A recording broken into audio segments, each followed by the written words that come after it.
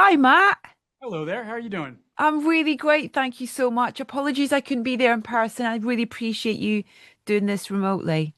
Of course, no problem. Congratulations on what I've seen. My anticipation is huge. I'm so excited. Oh, thank you.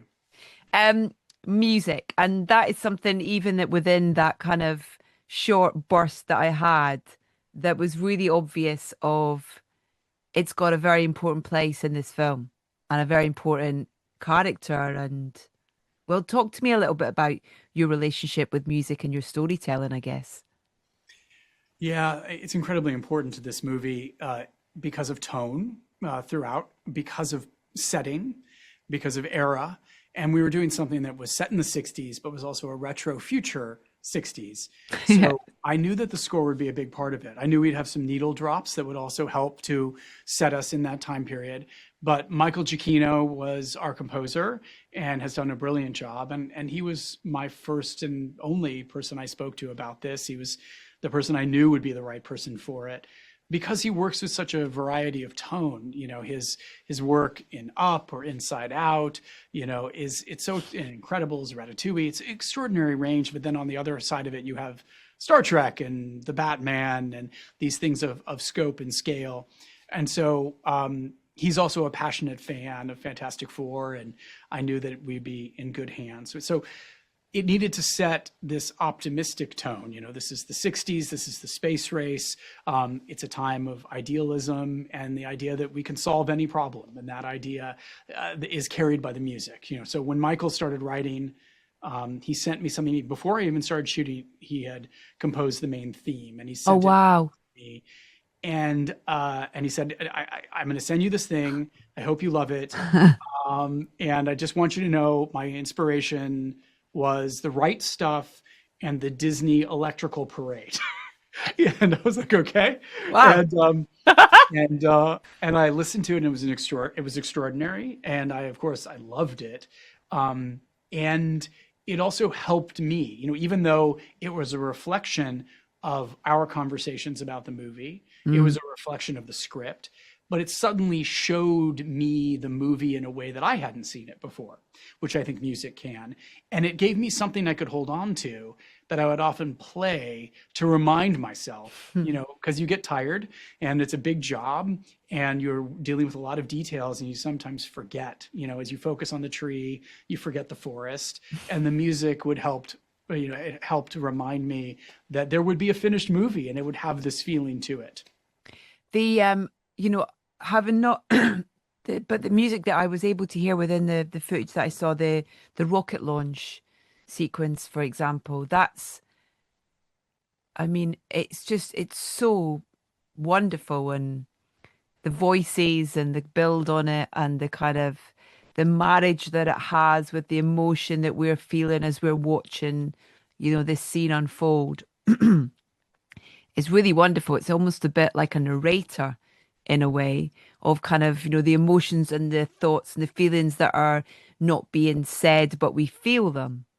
That's It's right. doing an extraordinary job. I wondered if you could talk a little bit about that and the kind of, yeah, and they just, and just that idea of once you've kind of shot and put it together in terms of the journey that the music then has to take in terms of getting it right, in terms of the right points of the music hitting the right bits of what you're trying to put together. Really technical terms here from me, obviously, but Yeah, I mean the launch sequence, is very special, and Mm. and hearing that in a big theater, as I've been able to do, over the last few weeks as we finish the movie and mixing it on a big mix stage and hearing it in all of its glory, it gets into every part of your body. It literally, Yeah. you feel it's very moving, it's very soaring, it's inspiring. And that sequence itself is based so much on Apollo 11, and on what it was like in the 60s when they launched those rockets. The entire world was focused on this one event, Yeah. and I wanted to capture that feeling. And in fact, before I even, had shot anything, I cut together using a lot of old existing footage of rocket launches from the space race. a version of that sequence, connected with storyboards and things like that, just to kind of get to what that feeling was like, that this is, something the entire world is on tenterhooks. Everyone is focused on it. And then you add to it, I mean, obviously there were tragedies during the space race and lives were lost. Yeah. But it's the same thing in this, that they went up to space, had a terrible disaster, encountered cosmic radiation, were changed forever. Going back into space for them is fraught. Yeah. It carries with it a lot of risk. And then you add on to the fact that they're going to try to save the Earth from a terrible, terrible threat as well. So the stakes couldn't be higher. And Michael's music needs to, and does in such a beautiful way, all of those things, right? Like you said, the fear, the anticipation, the nerves, but also the glory of scientific achievement. Yeah. The inspiration of Yeah. seeing something, defy gravity and launch itself out into the unknown. And I wondered if you referred to any kind of, you talk about kind of watching, different footage of things as well, but also, kind of the way that that's been depicted in cinema over the years and stuff. Even things like I was thinking about First Man as an example. Yes. Damien Chazelle's film, which I thought, with Justin's score on that was amazing. In terms of that, the jeopardy there as as a human being and what you're Yes. leaving behind, but what that can mean for the future, all that kind of stuff. The kind of it's crazy what they go through in those situations. I just wondered if there were any scores as well that you referenced or listened to. Definitely. Certainly, Interstellar Oh and First yes. Man and Apollo 13, all incredible, scores. Right Stuff. I mean, obviously Michael was influenced by Yeah. it, but that is a perfect mixture of storytelling and score. That Right Stuff theme, that movie, is made in part by that theme. It is the Mm. perfect marriage between the storytelling, the acting, the directing, and that score. And even 2001, it's a composer who had been long dead before that movie was made, and Yeah. Strauss. But that also carries with it this kind of, this unbelievable achievement to go out into the unknown, is carried by that classical music as Mm. well. So we looked at all of those and listened to all of those Yeah. things as well, for inspiration. And the cartoon?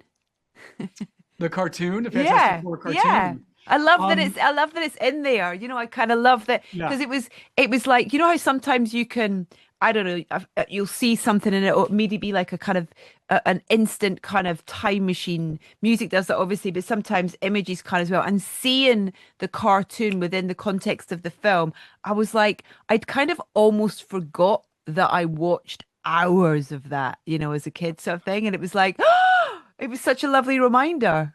well, we made our own. Oh, We wow. absolutely I love the sort of the cartoon. There have been many versions of it, Yeah. over decades. Herbie even introduced in the 70s in an animated show.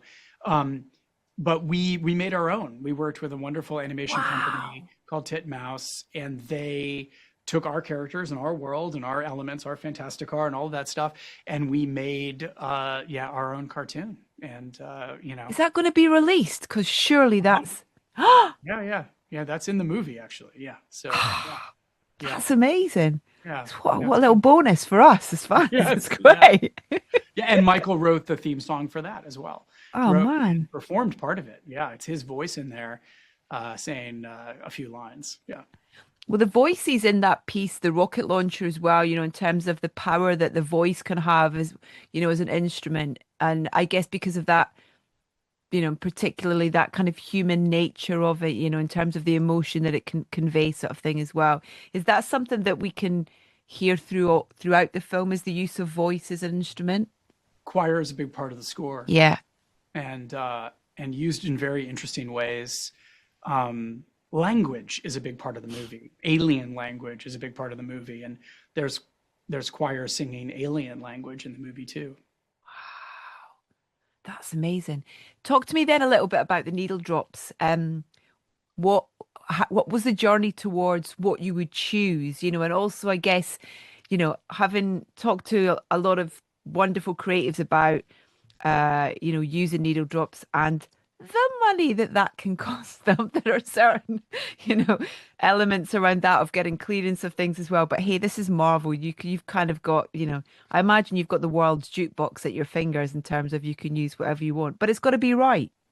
It's got to be right. And, the 60s is tricky because a lot of that music is incredibly well known, right? Mm. So it's hard to find an undiscovered gem there. That's, pretty well trod sound territory. But we did find some pieces that we were really excited about. Actually one of the, drops I really love in the movie is not a well-known bop from the era, but it's actually the Disney monorail song that was written for Disneyland and from the World's Fair in the mid '60s in New York City at the same time as our movie. It's part of the early, it's part of a montage that comes sort of early in the movie. So there's little Easter eggs in terms of Disney and Tomorrowland and all of that Yeah. already musically included in the film. But yeah, I mean, I ended up, thinking there would be a lot of musical drops in the movie, and it became less important because I turned more towards Michael's music as the unifying idea, as Yeah. the way to pull tone together. Mm. And early on, one of the earliest ideas that we had, which I was really excited about, but ended up not happening for a multitude of reasons. It probably is a good idea that it didn't, but I thought one of the older drafts of the movie began with Ed Sullivan introducing the Beatles, and because we're an alternate universe, an alternate Earth, it was Paul McCartney and Ringo Starr and Mick Jagger and Keith Richards. It's a different set of Beatles coming out, and we had this idea that maybe we could get them to work together and write some new music and do something together, and then of course the Fantastic Four are introduced, and they're more famous than the Beatles. So the Fab Four give way to the other Fab Four, and it was a way of saying this is an alternate universe, and look how famous the Fantastic Four are if they're more famous than the Beatles. But we ended up not doing that. But there was that for a while. I was like, oh, wouldn't it be fun? Because it's a conceit of movies of the 60s and into the 70s where you have, whether it's, McCabe and Mrs. Miller with Leonard Cohen, or, you have Harold and Maude with Cat Stevens, or you have The Graduate with, Simon and Garfunkel. Could we have this, alternate universe, alternate Earth Beatles providing a kind of, series of songs throughout the movie to kind of knit it together. So we had all sorts of fun ideas as we were playing. But in the end, I think, as you've mentioned about what Michael's able to do with the launch, he does that throughout the movie. And the movie is a tricky tonal balance in terms of, the humor and the heart, the family stories, the big adventure, space, New York City. There's all these things that are happening in there. And it's delicate, and I think, he's a great, great artist, Michael Giacchino, and he knitted together this universe through score in a way that music drops never would have been able to do. Yeah, it is that kind of really tricky line that I think, from what I've seen is so kind of beautifully crafted around that you're not restricted to the kind of era sort of, kind of vibe. So Michael's not lent into that kind of era with the score. It looks so beautiful. I mean, everything, the costumes, the production design, the kind of vehicles, everything that we kind of see, it's got this kind of futurism of the 60s to it, which is so exciting. And feels really fresh and new, even though we're going back to an era, and it's that kind of how the 60s saw the future almost in a way, but it being that it's such a clever kind of book. I don't know how you did it, but you've done a wonderful job because everything just looks so kind of retro but new, and yeah, it's really clever.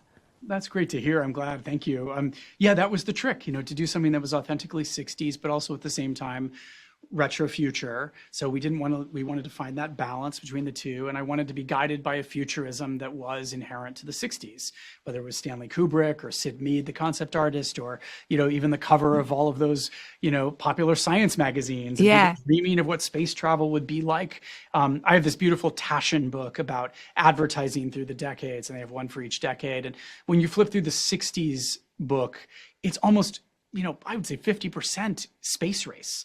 There's, every advertisement is a model wearing a space helmet or something, a kid, and you think about all the toys from the era, playing with little Yeah. spaceships and the kids on little rocket ships going around. Everything was so informed by this space race and what they thought the future would be. That's what I wanted to capture. I wanted to say, okay, well, what were the dreams of the future in 1964, and how can I now make that the present? How Yeah. can I make that true, that they have flying cars and they do have all those things that we, dreamed of having. They have it. And with that, in terms of, kind of shooting, I imagine that that made it quite, I don't know, maybe it didn't make it restrictive in terms of how much you were able to shoot in real locations, or did you have to kind of make everything, pretty much, building sets and, as real as they could be, sort of thing. But Yeah. was there many opportunities to kind of shoot on, in kind of real locations at all? Yeah, no, we shot as much practically as we could. We built huge sets, Yeah, imagine. interior sets as well as huge exterior sets. We built a Times Square set that took my breath away. Kazra Farhani, our production designer, and his team are all geniuses and did such a brilliant job. There was a lot that was in camera in the movie. Very little was blue screen. Very little was created digitally. Set extensions, things like that. Obviously, Yeah. we couldn't build Times Square all the way up Yeah. 25, 30 stories, but we had enough that we could ground it. The mid-ground, the foreground, all of that stuff was real. We had real fantastic cars and real Herbie robots and also the most charming retro future cars that you could imagine. We went and found concept cars and things Yeah. that were quirky and then added elements onto them. We had these adorable little bubble cars that were kind of like, one person bubble cars that were built over sort of a Segway base, and that, could be powered and zip around our Times Square set. So there was a lot of world building, small and large, from the watches they wear to the cars, obviously, that they drive. Everything had to be thought about and designed. Um, just to kind of flip onto something completely different for a second, when I was kind of thinking about what I wanted to talk to you about today, obviously this film and stuff, but when I looked at the shows and the productions that you've worked on, I think, some of the world's favorite TV shows over the past kind of, 20 years, really. It's unbelievable, kind of everything from like Ugly Betty to New Girl to Mad Men to Fargo, Game of Thrones, The Boys, and WandaVision, which I have to say huge congratulations on that show. My kids and we just devoured that show. It was so great. It was so refreshing, and I feel like that's what I'm really excited about with this film in terms of what you brought and did with WandaVision, particularly in creating such a unique world and time frame that had to sit within everything else around it. Similarly with this, and WandaVision with the music with that as well was like so clever as well.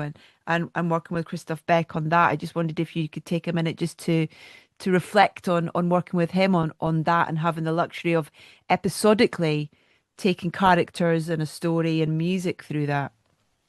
Yeah, Chris Beck is a wonderful composer. We had a great time working on that. And yes, that was so much about iteration. We were going decade by decade. And so how do you evolve that story? And we were studying sitcom music and, laugh tracks. We talked to the world's foremost expert on laugh tracks so that we could make sure our laugh track sounded period correct from moment to moment. And of course, we started with a Dick Van Dyke homage era episode that we filmed in front of a live studio audience because we wanted it to actually feel the way it was done back in the day and have that energy. So we were focused on authenticity, which I think is a big part of it, being as authentic to those sitcom styles, which is similar to this, being authentic to retrofuturism of the 60s, being authentic to the 60s itself. And musically, yes, Chris was doing that as well, iterating the sitcom styles, but also developing motifs and themes that were consistent in the same way that Michael's doing it, that were telling you a story, because underneath WandaVision and all of its stylistic innovation was a story of grief, right? There was always one simple story being told, which is a woman coming to terms with the loss of a loved one. And I wanted that to always be there musically, thematically running through it. And I think that was a big part of it. And then the other side of WandaVision musically, which was, working with Bobby Lopez and Kristen Anderson Lopez to create theme songs for each one of those sitcoms, which was great. Bobby and I had gone to college together, and he had No written way. he wrote a lot of music for plays that I did in college. And I have a lot of like his early juvenilia that I can, threaten to release to the public if I ever need anything from him. But he was the first, person I called, which was like, I need all of these different theme songs, and they needed to be correct to the era, to the spirit of it, but they had to be bespoke and they had to be clever. And obviously it led all the way up to Agatha All Along, and, which, took on a life of its own. Yeah. But they're geniuses and such fun people, to kind of work with old friends is always the best. See, I guess that was your kind of start of that kind of passing the baton type thing that kind of happens in the Marvel world. What I love about the fact that we have these kind of end scenes, kind of link scenes. I don't know what the official term is for them, but it's, if nothing else, what I love about it is that it encourages the audience to sit and just take a minute to appreciate how many people were involved in Yes. making these films. I think that's one of the brilliant things to come out of that kind of that trend that we now have with these films, where we wait in anticipation. Is it going to be one? Is it going to be two? And what was great after being in the cinema watching Thunderbolts was kind of we were taken to your world with the trailer first of all, and then and so how does that work when you're part of the Marvel world and you go, okay, I've done my film, it's kind of, or what am I leading in from, and where am I leading into? It's kind of, there's got to be connective tissue. So what are those kind of conversations, and when do you have to start thinking about that? I mean, we definitely talked about connection from early on, and as the next project, which is Avengers, was sort of taking shape, conversations happen. I Yeah. talked to the folks who are making the Avengers all the time, and stay in contact with them. But chiefly I'm focusing on building my world, my Yeah. story, my characters, and then figuring out what connective tissue needs to happen to kind of hand them off to the next story. And so, the tag scenes definitely evolve. You have an idea of what it might be, but they usually get filmed after you've finished your production and during production of the other film. That tends to be how that happens, so they come in later towards the end. But then they also don't all have to do with what's coming up. We have two in our film. Yeah. One has to do with something coming up, and the other one has to do with just something that we thought was fun. So, there's a lot of, wonderful material that we got to make for this movie, and the movie, couldn't contain all of it. Yeah. So some of those things we wanted to make sure had a place, and the end credits is one place that a lot of really fun things ends up having a place, finds its way to the screen. Yep. Wow. I genuinely can't wait to get to the cinema and watch it in its entirety. I'm so excited. And what I've seen that you've done so far is just so exciting. I was excited after the trailer, and then having this kind of 25 minutes of kind of footage. It was like, oh, I can't wait. So excited. Last question, just, with your acting background as well, in terms of, and then across as I said, the extraordinary shows that you've worked on. If you could be in the scene of anything that you've worked on as an actor, where would you place yourself? Who would you be? What scene would it be? That's a really wonderful question. I was never a great actor. I was a workmanlike stiff. I hit my marks. Don't be unkind to yourself, Matt. Come on. And so I don't think anyone would want me in any of those.